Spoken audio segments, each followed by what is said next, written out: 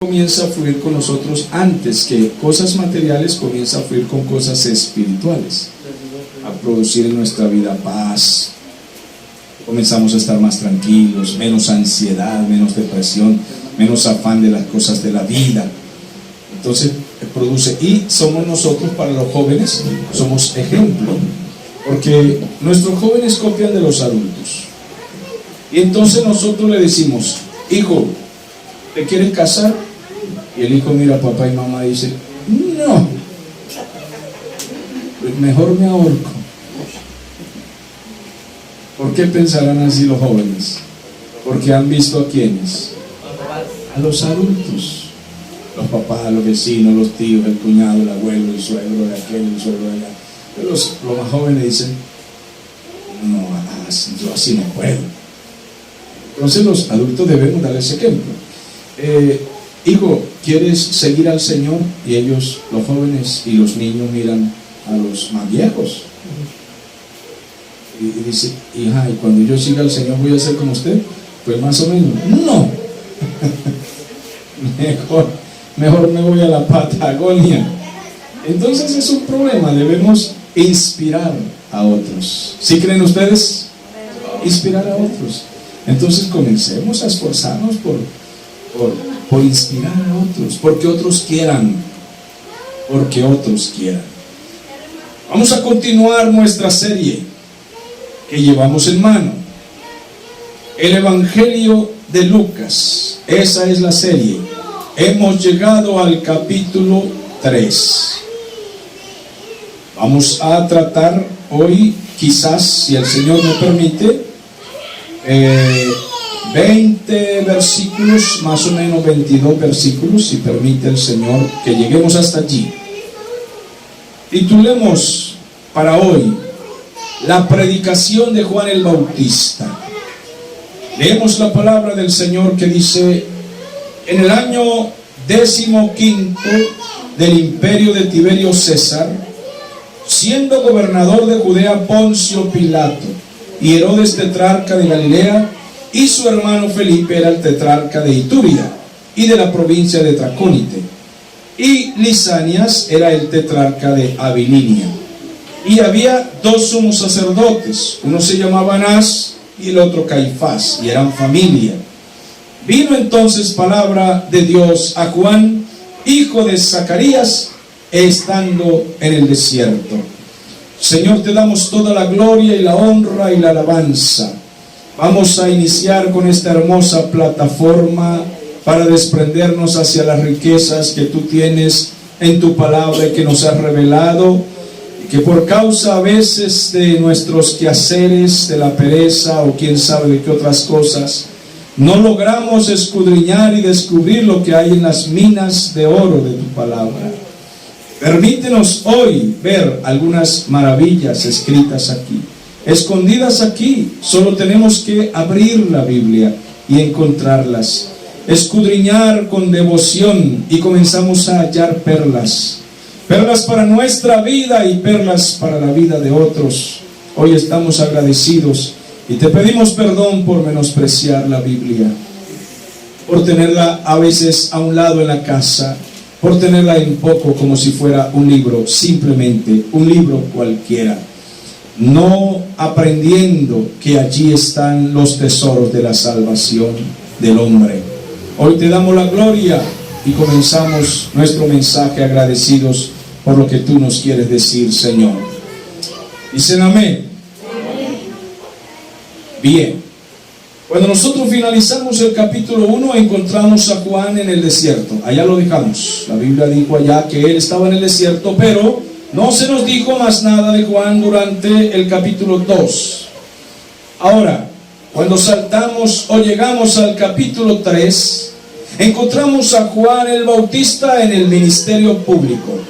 Tenía unos 30 años de edad, contemporáneo con el Señor Jesús. Lo encontramos entonces aquí que Israel había estado sin profeta durante 400 años y un poco más. 400 años sin que Dios hablara a la nación de Israel. Imagínense el pueblo de Dios, donde se originó la palabra, es decir, donde Dios llevó primero a Israel la palabra, la ley de Moisés, la profecía, la revelación del futuro. Todo los misterios de Dios comenzó a revelarlos allí. De pronto Dios se calla.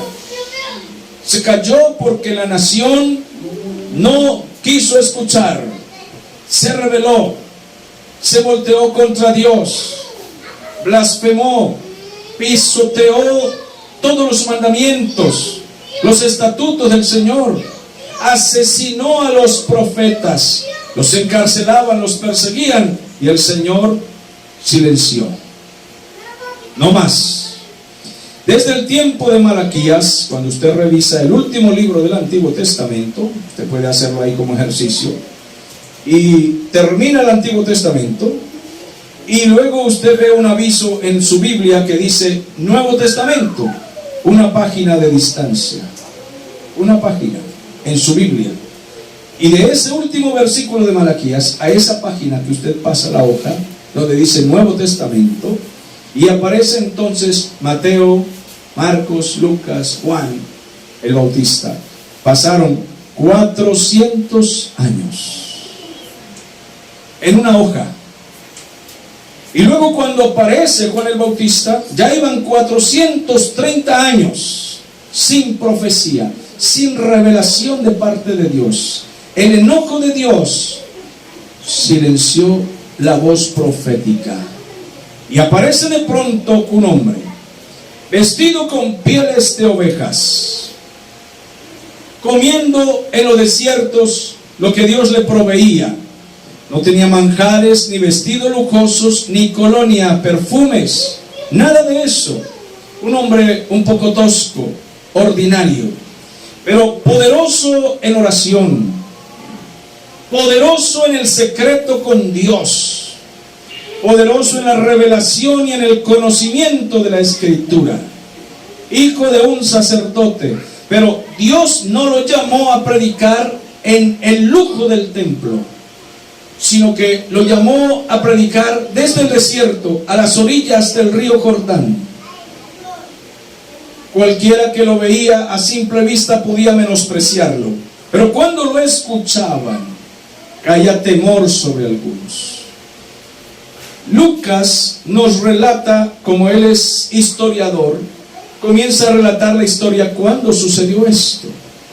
Dice que en el año 15 del imperio de Tiberio César. Este era el emperador poderoso de Roma, tercer emperador de Roma. Estuve leyendo cuántos emperadores hubo en Roma y aparece allí más de un centenar de emperadores, y algunos tenían título de Augusto César. Este era el tercero de los emperadores de Roma, poderoso, malo, terrible. Hubo aparentemente 12 con orden de César. Espero no estar equivocado en todo lo que pude encontrar allí, pero usted puede hacer sus propios estudios. Solo relato esto para que sepan que fue en medio de un emperador corrupto. Y miren los gobernantes. Dice Tiberio César, luego dice Poncio Pilatos era el gobernador de Judea. Luego Herodes tetrarca, hijo de Herodes el Grande, era de Galilea. Su hermano Felipe, hijo también de Herodes el Grande, era tetrarca de Ituria, era provincia de Tracónite, y Lisanias era el tetrarca de Abilina. Habían varios gobernantes poderosos, y en medio de gobernantes poderosos, criminales, que con el dedo asustaban. Con apuntar a la cara de alguien ya había miedo. Y en medio de eso se levanta Juan el Bautista.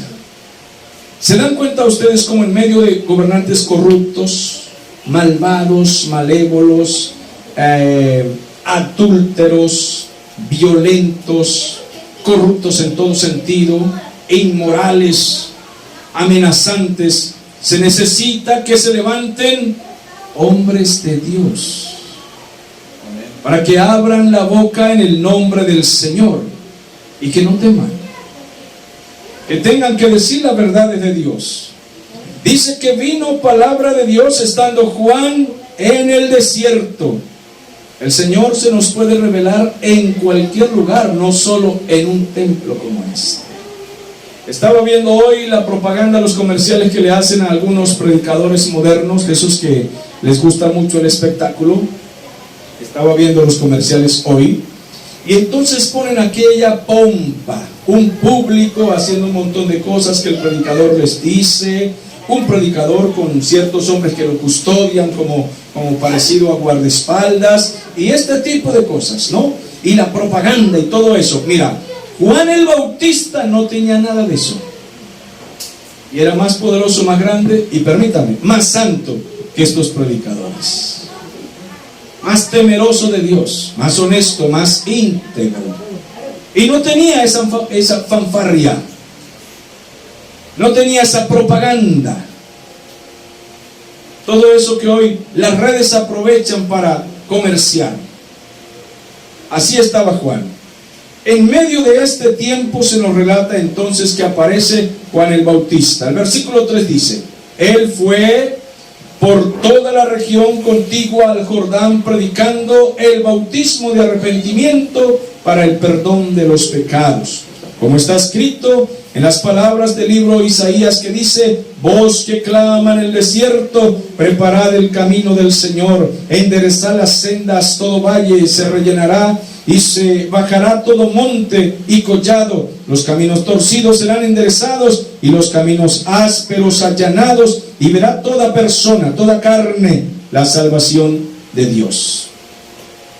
La nación de Israel vivía bajo un imperio no solo corrupto, sino un imperio poderoso y amenazante. Los había esclavizado, los había humillado. Había 4 gobernantes poderosos que estaban bajo el poderío del emperador. Pero además de eso, habían 2 sumos sacerdotes. Ahora, ¿por qué le menciono esto y por qué la Biblia lo menciona? Quiero que comprendan. No podían existir 2 sumos sacerdotes. Tenía que ser uno. Lógicamente, la religión propia de Moisés ya no estaba funcionando. Los fariseos eran una secta y los saduceos otra secta. Y existían otros movimientos políticos y sectarios. Pero los fariseos trataban de imitar la religión mosaica. Pero había tanto desorden que en el tiempo de Juan el Bautista había 2 sumos sacerdotes. Así estaba el ambiente. Y en medio de todo eso es que entonces se levanta un hombre de Dios. Damos gloria a Dios por Juan, ¿verdad? Sale este hombre a predicar sin lujos y con la sencillez. Se nos relata que para cumplimiento de lo que dijo el profeta Isaías en el capítulo 40, para los que les gusta buscar y tomar nota pueden hacerlo. Y también la profecía que dijo el papá de Juan, que era Zacarías, en el capítulo 1 de Lucas. Ahí leímos en unos mensajes pasados la profecía de su papá, en el versículo 77 al 79. Podemos leerlo en el capítulo 1. Dice así la palabra del Señor: y tú, niño profeta del Altísimo, serás llamado, porque irás delante de la presencia del Señor. Esto fue cuando nació Juan, para preparar sus caminos, para dar conocimiento de salvación al pueblo, para perdón de sus pecados, por la entrañable misericordia de nuestro Dios, con que nos visitó desde lo alto, la aurora, para dar a luz a los que habitan en tinieblas y en sombra de muerte, para encaminar nuestros pies por camino de paz. Entonces, cuando Juan aparece predicando, se está cumpliendo la profecía de Zacarías y se está cumpliendo la profecía de Isaías capítulo 40, que dijo lo que acabamos de leer. Dice: voz que clama en el desierto, preparad el camino del Señor.